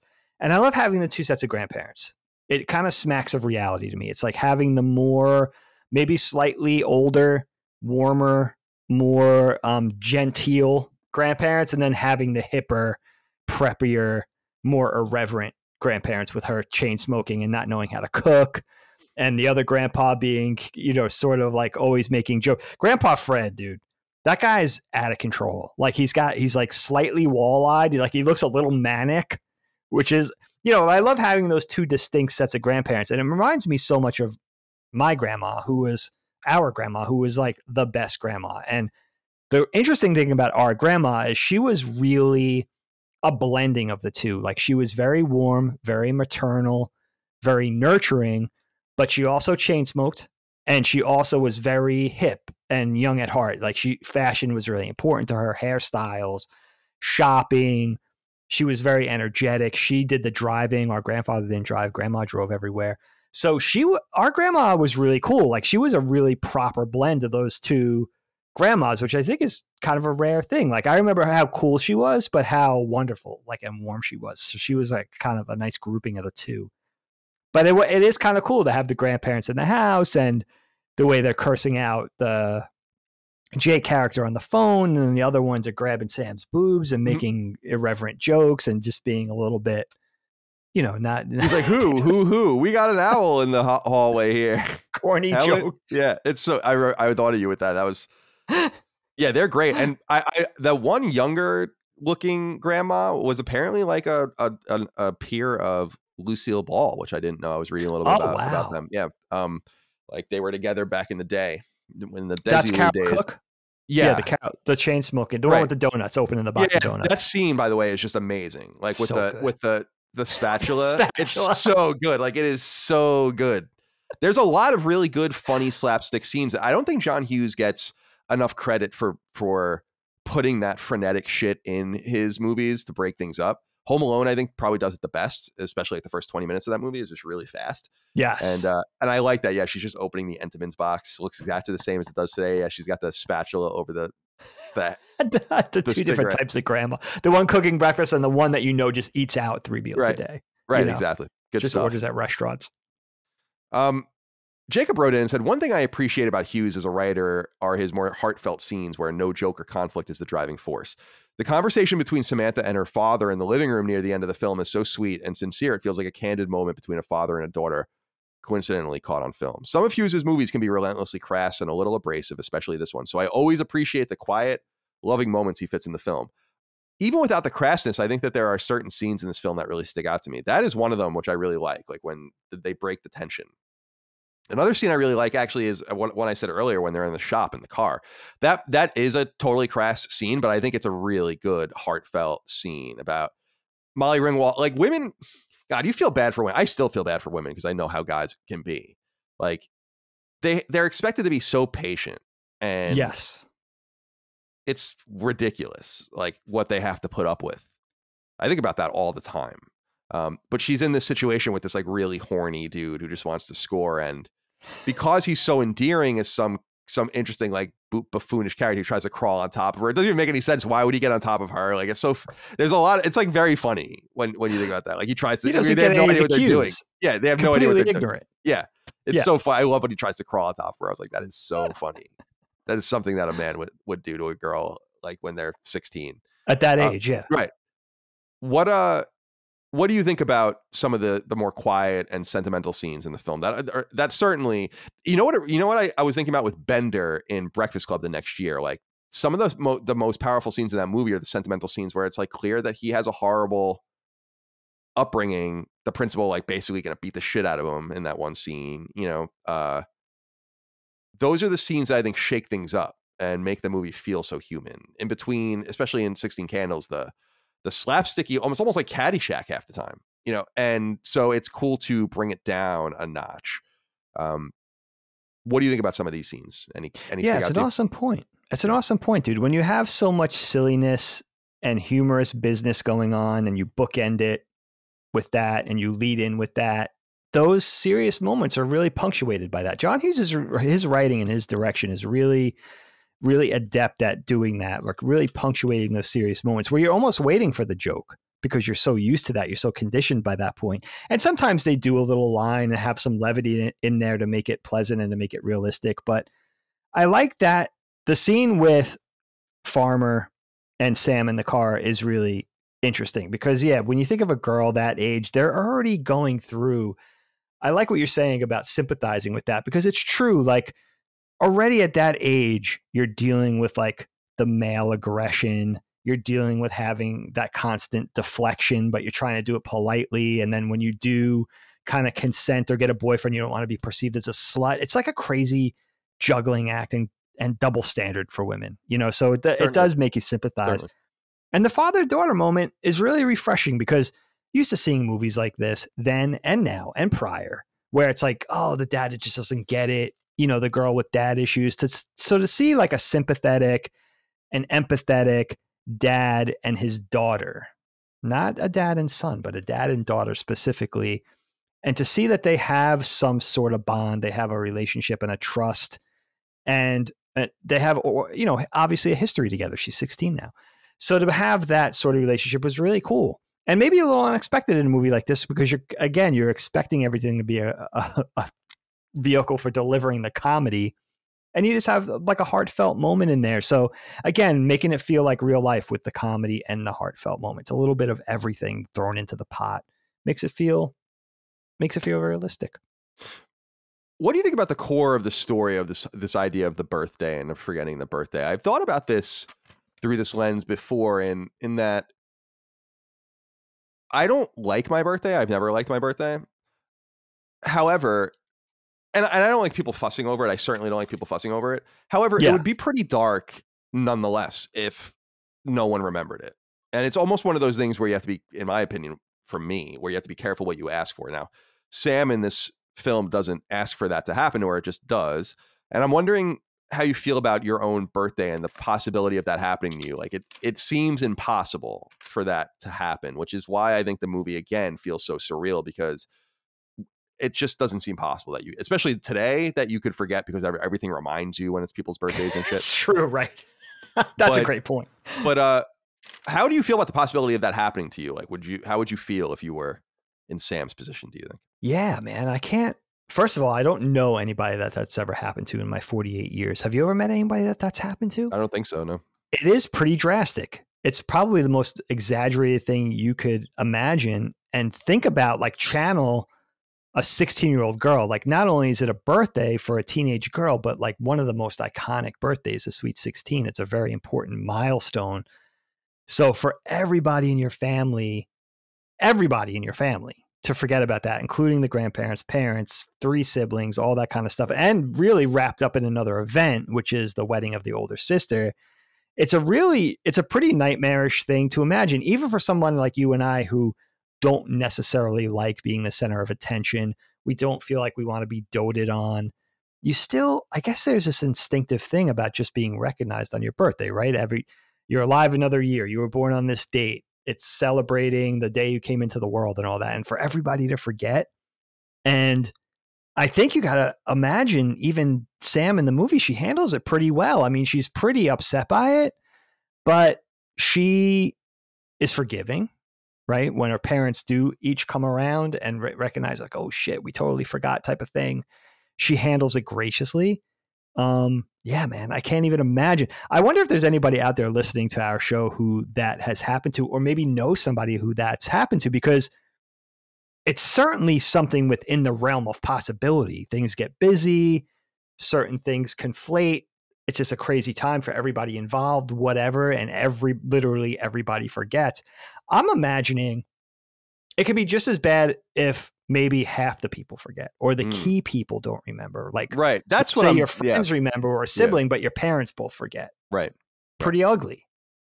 It is. It's and I like how you brought up her kind of calm and poise. Like, she's very much, there's a weird dichotomy in this movie between her being very mature, which a lot of this is the tightrope I think a lot of girls walk, which is like they're more mature than boys at that age, but they're still kids. And yes, and so obviously they've always had this, girls have always had this kind of reputation as just growing up a little faster. So she's caught in between that tightrope, which is interesting. And yeah, she's a very likable character in this movie. She doesn't really do anything wrong. Like, she's not, she doesn't do anything. She's the victim. But I'm glad you brought up the sister. What did you think about the sister and husband characters? I love that scene when they're at dinner and they're doing shots or whatever. Like, and he's like, you do shots? Come on, wolf it. The mom. So good. What do you think about those two characters and kind of the way it all ends, where they're like, it ends in it's very slapstick. It's shocking how slapstick it becomes. She's trying to eat the rice while they're like throwing the rice up, and she's just totally bombed during, on muscle relaxers during the entire scene. What do you think about those interactions and their acting and stuff? It's so funny, man. Yeah, shout out to Blanche Baker. I think she went on to do a lot of acting, who plays the older sister, Ginny. I I think she went on to do a lot of acting, maybe even some directing, but she's really funny in this. I mean, she's really does some really great broad physical slapstick humor at the end with, you know, jumping up and trying to catch the rice and ripping her clothes off and trying to lay down on the church steps and stuff.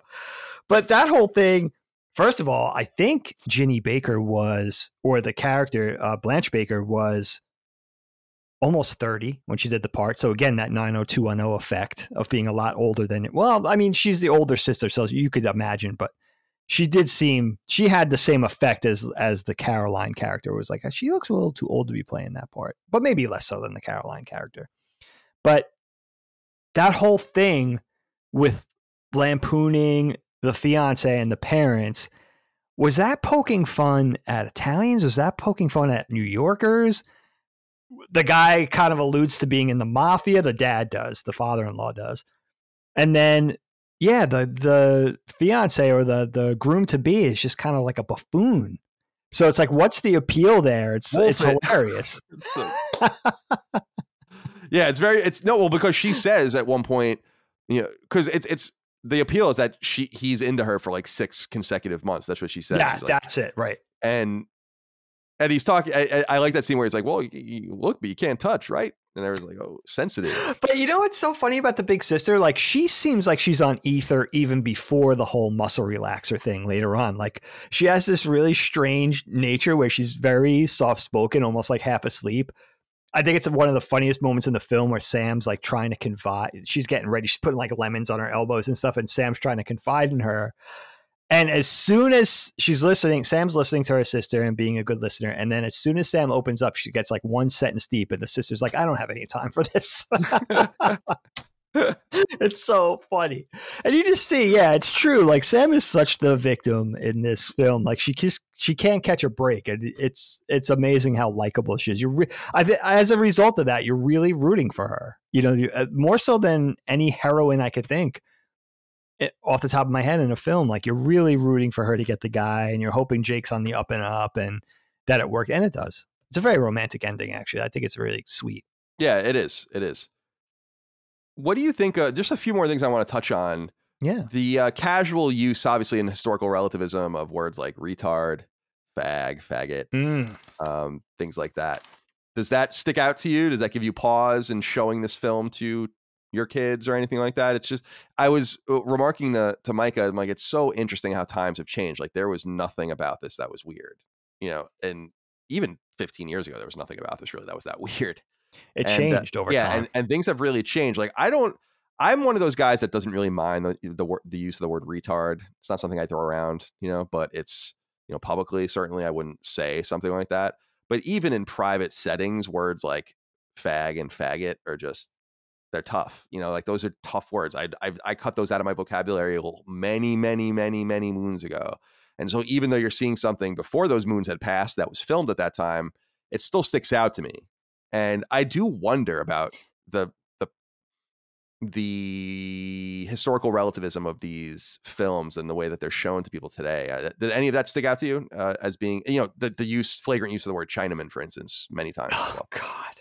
Yeah. I mean, in modern parlance, in 2022 context, some of those words are pointed. You know, the word faggot too is like, whoa, like, it's just sharp. Like, and by the way, it's not like some flubbish, stupid character saying it. These are all coming out of these are all coming out of normal characters' mouths, which is what makes it so interesting, I think. It's true. The protagonists, I mean, the Farmer Ted character is saying it, you know, and it's like, wow, like, it is crazy to think how things evolve. Now, I wouldn't stop my kids from watching it, but it is important to them. It's right on their radar. They hear that stuff and they immediately know, like, we don't talk like that. So to have that conversation of, like, it evolved, like, when we said retard growing up in the late 70s, early 80s or whatever, you were calling someone a stupid person, you know, and then you grow up and realize, like, okay, that's not, I do remember using that word as a little kid and saying, oh, such and such is and then Brookhaven Elementary, I don't know if you remember this, when I was going to school back in the 70s and early 80s, we were next to another little school building that was learning support kids. Right, I remember that. Yeah, right in front of the like to the front right of the school. There was exactly. Right. So, and we shared one of the playgrounds, we shared a playground with them.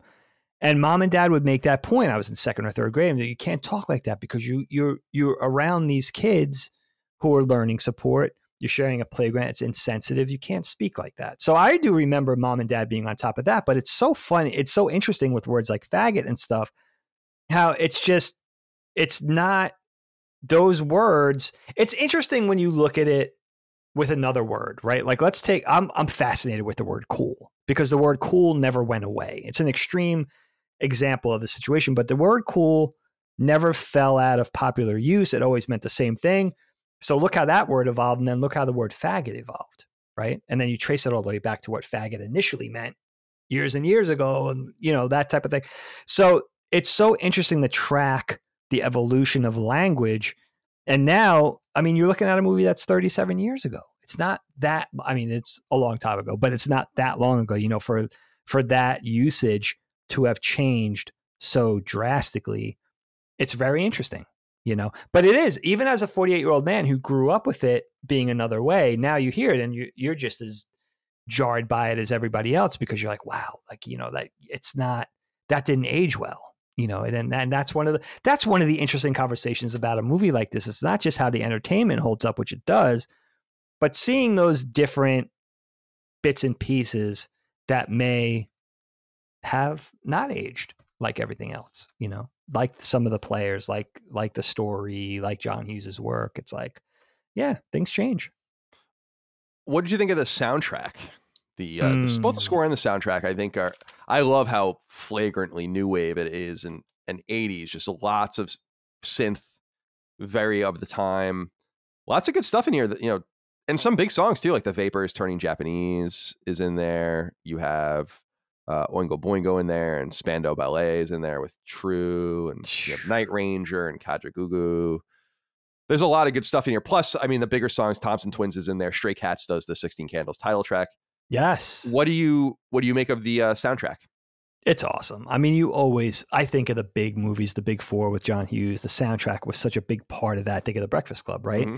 And, it's like, just like the vital nature of music in a teenager's life, not just then, but now too. It's like the importance of music in this movie is just like it would be to Sam or Farmer Ted or one of the protagonists. It's like, that's part of the foundation.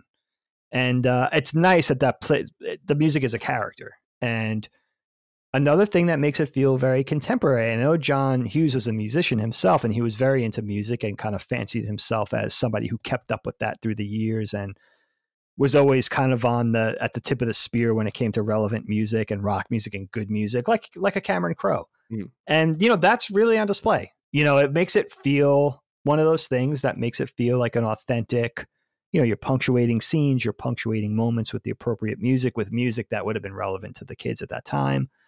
And that's one of the things that's not like, it's like those things you see, right? A TV show, maybe an older show, an older movie, even newer films. When things are made by people that aren't really in the know, or they're made by a committee of people that just feel like they're out of touch. And John Hughes always felt like he was so in touch with being a kid. Obviously, it's not a kid making these films. Somebody who was born in 1950 gets it, 30 years on, 30. John Hughes was what, 30, almost 35 when this movie came out. Right. And he's, it's like he has the taste of a teenager, which is really makes it, I think maybe that's one of the things that makes it hold up so well. Dig, is there anything left unsaid that you wanted to talk about with 16 Candles? I have to give a shout. I don't know if you realize this. I know you're a huge fan of Kramer versus Kramer, the film. Yep. We did a KnockBack episode on that. Indeed. The little kid character, what is his name? Mike, little Mikey Baker, the little bro. Is that the same kid? That's the Kramer versus Kramer kid. Yeah, he plays is it Billy in that movie? Which I didn't realize because I'm looking at him and I'm like, he's such an 80s face. Like, I don't know if he's from like the Hot Wheels commercials, McDonald's commercials, whatever. And the other thing is the little sister, she's barely in it. She has almost no screen time. She's an interesting one too because she looks so familiar to me. And this will sound mean, but I'm not trying to be mean. She looks a lot older than she's supposed to be in the film too. Like, and I don't know if that's because she's so familiar. Again, like, was she in like a bunch of Mattel, My Little Pony, or Barbie commercials when I was little or whatever? But she looks so familiar to me too. I have to look into her a little bit. Yeah, the brother. That's interesting. You said the brother character is over the top and a little much, but that actor's pretty good. I was thinking about that. I was like, he's pretty good. He is good. Yeah, I was like, he's just little brother. Yeah, he's pretty good. Like the scene where he too just much. Yeah, like where they say it's her birthday and he just walks away and he's like, classic, and just walks into his room. Like, I'm like, that's pretty good acting on that kid's part. He tries to bang into the door of the shoulder first and it doesn't open. Yeah. And then he opens it. I love little shit like that. It could have even been a mistake. Who knows? Or is that kid like the next coming of Charlie Chaplin? Who could say? Who knows? What else? Anything else? You know what? No, I mean, that's it. We get a little look at John Cusack and his sister Joan, which is kind of cool. Yeah. They'll be big later on, not just in John Hughes' world, but in film in general, which is kind of neat. Yeah, I forgot that Joan Cusack was in it until I saw it. I'm like, oh shit, Joan Cusack's in this too. Nameless character, but does like a lot of those little comedic cutaways, like with the water fountains. Here's one thing with the Joan Cusack character. At first, I had remembered that device that she's wearing as like one of those dental mouthpiece things, like those headgear things. And later on, we see Farmer Ted with that. But I don't think that's what that is. I think that's a scoliosis thing for posture. Because it's on her, you realize it has no connection to her mouth. It's just something that's like supporting her chin. Yeah. And then wraps around to the back of her neck. So is that like a because scoliosis was like an 80s thing? Yeah, what was with this obsession with scoliosis? The scoliosis scare. Yeah, right? like with the tests where it was like the only time the gym teacher seemed to have like anything to do is like they would test you. You know, you would like bend over in front of them or something. You were a part of that. That wasn't gone by the time you went. No, I had scoliosis school testing. They look at your back and like it was like what is to see if you have the curvature of the spine, the little S curve or whatever, and then. Is that how they corrected it? I don't know. I was gonna say it's funny you brought up the Ted thing with his mouthpiece though, because that was funny. Like, because he wakes up and he has that, he's just wearing it, which is very funny. So weird. It was just on him. And there's a lot of just funny slapstick in this movie. I think people should watch it just for that. Just like pay attention to it. When they walk out, the dad like pays off the priest, which is funny. You see. There's like a scene where you just like, and the priest just takes the money, like does it like as if it's just a normal course of action. So it's so father-in-law, the gangster dad, right? The Italian dad. Yeah, he like walks out, just like starts giving him money, grease the old palms. Yeah, it's so funny, man. It's good. Yeah, so 16 Candles, 1984, definitely highly recommended. I did want to end with this, which is from Joey. He says, "Where would you rank this title out of all of John Hughes's directorial movies? He's not only shown us that he's a witty writer, he's proved he has some great eye behind the camera. I personally put, Planes, Trains, and Automobiles at the top. So out of the movies that he directed only 8. There's only 8 of them. Right. Yeah. So there's, let's see here. 16 Candles is the first, then Breakfast Club, Weird Science, Ferris Bueller, Planes, Trains, and Automobiles, She's Having a Baby, Uncle Buck, and then later on Curly Sue. I don't think I saw that movie. I don't even think I know that movie. I don't even remember that one. No, me neither. So, out of those, I would say Breakfast Club is the best film out of those, in my opinion. And I would probably put Ferris Bueller second, maybe. But I don't know. I mean, those are all. I mean, not all, but the ones I've seen, I like all of those films. How do you feel about that? I didn't know he didn't direct Pretty in Pink until researching for this episode. That was Howard Deutsch, and he did a couple. What else did he direct? He might have directed Some Kind of Wonderful too. For of course, John Hughes wrote those. Yeah, that was a shock to me. I don't know. I think I agree with you. I think The Breakfast Club is just so iconic. I love that movie. I love just talking honestly about high school cliques and types. Like, that was so refreshing. And it's like, that's something that holds up, even though the nature of that has evolved, but it's still kind of the same. So I might put Breakfast Club at the top of that, and Ferris Bueller and 16 Candles tied for second. Helene, I have to say, Helene thinks we're crazy for not doing Ferris Bueller yet. She's like, you're going to do 16 Candles before Ferris Bueller? But I was like, you know what? Why not go to Hughes's directorial debut, even though he was a writer for years prior to that? Just because I think it's such a fresh start, and it develops and kind of puts in place so many things that are going to be staples and sort of John Hughes touchstones later, that it was kind of important to have the conversation. But, I have to go back and see Planes, Trains, Having a Baby, Uncle Buck. I have to go back and watch all those. I haven't seen those in years. Get to them. I'm sure we'll get to them. Yeah. But at some point. Yeah, definitely. So 16 Candles, 1984. It's on Hulu. I didn't know that though, so I rented it on Amazon, but it was $3. Who cares? It's on Amazon. Okay. Yeah. So you can go rent it there. There's a lot of different options for you guys to watch it. Hope you enjoy it if you do, and hope you enjoyed this conversation as well. Now, digging as we always do, let's end this episode of KnockBack with the dad joke. All right, let's do it, my friend. Kyle, this comes to us. This is a special one. our pal Ethan Anderson and his wife, Charlene. So husband and wife team. I like it. Wow. Yeah. Actually, Ethan, you know what? You said in the message to me, the DM, that it was Charlene's joke. So I'm going to give Charlene the credit. Thank you for being the sort of middleman. Yeah, the intermediary. Yeah. The intermediary. But I'm going to give this one. Props to Charlene. Kyle, I was going to cook alligator for dinner tonight, but then I realized I only have a crock pot. Pretty good. Not bad. Yeah, I don't mind that at all. Pretty good. I just like the wives getting involved. Yeah, definitely. This is a welcome thing. Please. I agree. Dig. Take my wife. I take my wife everywhere, but trying to way home. Take my wife, please. Take my wife, please. Thank you, Henny Youngman. So good. I love the old that stuff. I found a bunch of our great grandfather, Dagan and I's great grandfather, James Doherty, was an MC at Hammerstein at the Ballroom, Copa. At the Copa. Yeah. And a bunch of other places. So anyway, he has when Grandma died and we sold her house probably almost 20 years ago now, I went through and I got a bunch of stuff that was just in the attic that was his, and some of the stuff that I got were some old joke sheets he had. Dude, that's awesome. And I was reading them, some of the one-liners and stuff, and some of them are good. And I was showing Mike, I'm like, man, some of these are just so racist. Talk about not aging well. Oh my God. Yeah, because this stuff's from the 40s and 50s probably, and stuff like that. And I was like, oh man. But this is so cool. It's all typewritten on some of it's handwritten, but a lot of it's typewritten on that really thin paper, very translucent, cheap paper. I got to show you that stuff at some point. It's good.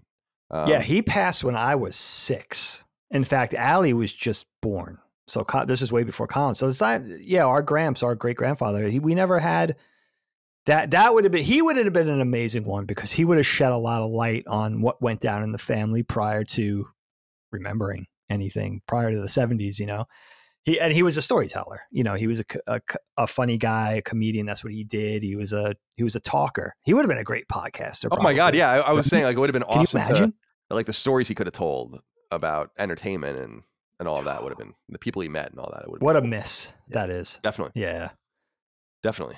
All right, Dake. Well, let's get the hell out of here. Thank you all for your love, kindness, and support of all things Last Stand Media and KnockBack, Sacred Symbols, Defining Duke. Remember, support us on Patreon, patreon.com/laststandmedia. Subscribe on podcast services. Leave us nice reviews there if you can. YouTube, we're there too if you want to watch us on video. We appreciate you. We thank you. We'll see you next time. Until then, goodbye.